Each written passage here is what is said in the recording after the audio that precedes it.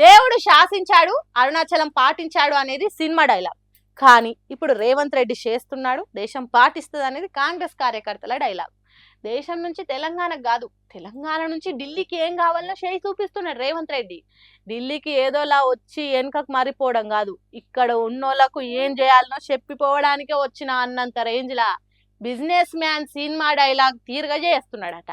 పట్టుబట్టి బీహార్ రాష్ట్రం తర్వాత కులగణన సర్వే చేసిన రాష్ట్రంగా తెలంగాణను నిలుపుడే కాదు, కేంద్ర సర్కారు కూడా కులగణన చేయకుంటే తప్పుల పడతామని ఒప్పుకునే తట్టి చేసిండు. ఇక ఇప్పుడు బీసీ రిజర్వేషన్లు 42% ఇయ్యాల్సిందే, లేకుంటే కేంద్రం మెడలుంచుతాం అన్నట్టు పోరాటానికి దిగిండు. రాహుల్ గాంధీ ఆలోచన అమలు చేసుకుంటా సెంటర్ రాజకీయాలలో చక్రం తిప్పుతున్నాడు. దేశం మొత్తంలో ఉన్న బీసీ లీడర్లను ఏకం చేసే ఉపాయము కాంగ్రెస్ పార్టీ తీసుకురావాల్సిన పనిని పార్టీ ముంగట పెట్టిండు. తెలంగాణలని కాదు, యావత్ భారతదేశాన్ని ఆలోచనలో పడేసిండు. ఇది రేవంత్ రెడ్డి మార్కు అన్నట్టు చేసిండు. రేవంత్ రెడ్డి ఏం నిర్ణయం తీసుకుంటాడో దాన్ని దేశం మీద ఎట్లా రుద్దుతాడో అని అధికారంలో ఉన్న లీడర్లు భయపడేటట్టు చేస్తున్నాడు. సొంత కులం నుంచి వ్యతిరేకత వచ్చిన రేవంత్ రెడ్డి ధైర్యం చేసి ఈ పని చేసిండని రాహుల్ గాంధీ మెచ్చుకునేటట్టు పనిచేసిండు. ఇసోంటి లీడరు కాంగ్రెస్ పార్టీకి చాలా అవసరమని ఢిల్లీ కాంగ్రెస్ పార్టీ లీడర్లు అనుకునేటట్టు చేసిండు. అందరికి కష్టమైన పనిని రేవంత్ రెడ్డి తెలివిగా చేసిండని సొంత పార్టీలే మాట్లాడుకునేటట్టు చేసిండు. ఇది కాంగ్రెస్ మార్కు కాదు, రేవంత్ రెడ్డి మార్కు. అది దేశం మొత్తాన్ని కదిలిస్తుంది అన్నట్టు చేస్తున్నాడు. అందుకే కాంగ్రెస్ పార్టీ కార్యకర్తలు రేవంత్ రెడ్డి మజాకా అని అంటుర్రు. తెలంగాణలో జరగబోయే లోకల్ బాడీ ఎన్నికలల్లా మీరు సత్తా చాటాలనుకుంటున్నారా? సర్పంచ్ కావడమే మీ కళ? వార్డు మెంబర్ నుండి జిల్లా పరిషత్ చైర్మన్ దాకా మీరు ఏది కోరుకుంటే ఆ పదవి మీ చెంతనే ఉంటది. నామినేషన్ ఏసుడు మాత్రమే మీ వంతు. ఆ తర్వాత ఏం చేయాలనో ఎట్లా చేయాలనో ఇక ఈసారి చెప్తున్నాడు. ఇనుండ్రి. అంటే 4 అబద్ధాలు ఆడమంటారు.